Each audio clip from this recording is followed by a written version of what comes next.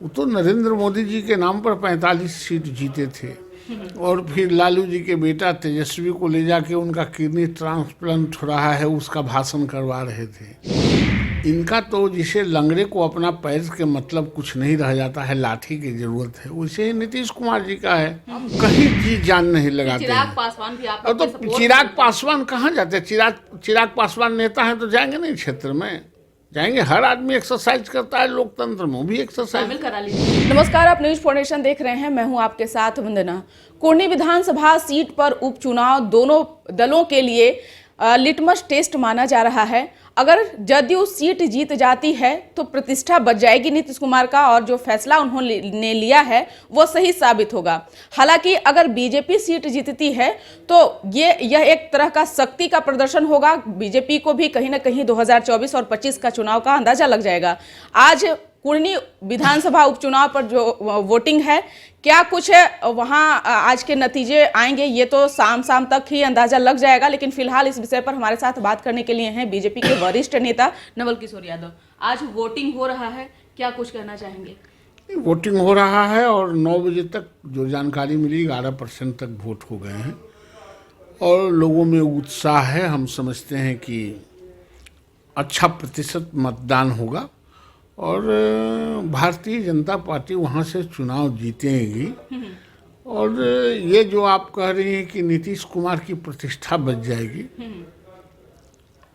प्रतिष्ठा रहेगा तब न बचेगा।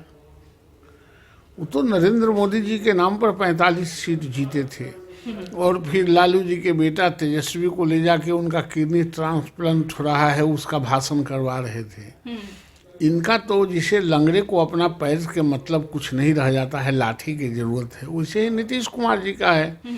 तो अपना तो इनका कुछ है नहीं, कभी इधर रहे कभी उधर रहे, दूसरे के बल पर जीना है। लेकिन वो सब बल मिला के अब वो बलहीन हो गए हैं। भारतीय जनता पार्टी निश्चित रूप से चुनाव काफी अंतराल से जीतेगी। विश्वास के साथ आप पूरा विश्वास के साथ कह रहे हैं? हमारा विश्वास नहीं, जनता का विश्वास। जो जनता में हम लोग गए हैं और जो लोगों का रुझान देखा है उसके आधार पर कह रहे हैं। लेकिन एक तरफ तेजस्वी यादव भी जनसभा कर रहे थे, उस दौरान आपने देखा होगा क्या कुछ वहां की तस्वीरें थी, क्या कुछ नज़ारा था।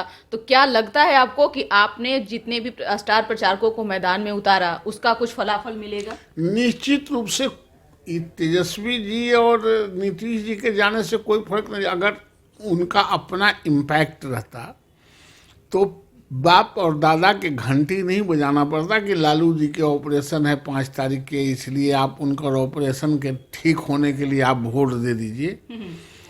ये बीमारी को आगे रख के नहीं कहना पड़ता।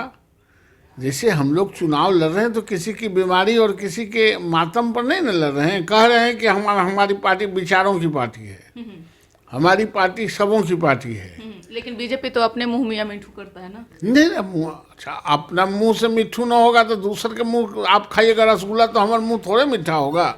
ये तो कोई पुरानी बात है। हम तो अपनी बात कहते हैं, लेकिन हम यह कहते हैं ये विचारों की पार्टी है, ये लोकतांत्रिक पार्टी है, ये जनता की पार्टी है, जनता के लिए है, ये परिवारों के लिए नहीं, व्यक्तिवादियों के लिए नहीं है, ये सबों के लिए है और उसका इम्पैक्ट पड़ रहा है। निश्चित तौर पे अगर कोर वोटर जितने भी हैं बीजेपी के, अगर आपके पक्ष में वोटिंग आता है तो ये आपके लिए जो है एक तरह से कहा जाए तो चुनाव जितने टाइप से होगा। लेकिन अगर आपके कोर वोटर आपके तरफ से न होकर के बल्कि छटक करके अगर जदयू के खाते में अगर चला गया तब क्या होगा? अरे हमारा वोटर छटकने वाला नहीं, हमारा वोटर पकड़ने वाला है, मजिस्ट्रेट चेकिंग लगाता है। हमारा वोटर कोई अनायास हमारा मतदाता नहीं बना है, वो विचारों से लैस है और जो विचारों से लैस होते हैं वही हमारे साथ रहते हैं, इसलिए उसको कोई इधर उधर नहीं कर सकता है और हर हाल में हम चुनाव जीतेंगे। चिराग पासवान ने भी आपका साथ दिया, दोनों बीते समय में देखा जाए तो गोपालगंज और मोकामा दोनों में अंतिम समय में आपने जान लगा दिया। इस बार भी आप लोगों ने वही काम किया। हम कहीं जी जान नहीं लगाते। चिराग पासवान भी आप तो चिराग पासवान कहाँ जाते? चिराग पासवान नेता है तो जाएंगे नहीं क्षेत्र में, जाएंगे। हर आदमी एक्सरसाइज करता है लोकतंत्र में, भी एक्सरसाइज शामिल करा लीजिए ना। वो पार्टी का जो विचार होगा वो किया जाएगा। पार्टी के ये वरीय नेताओं का जिम्मा है, वो देखेंगे, वो करेंगे।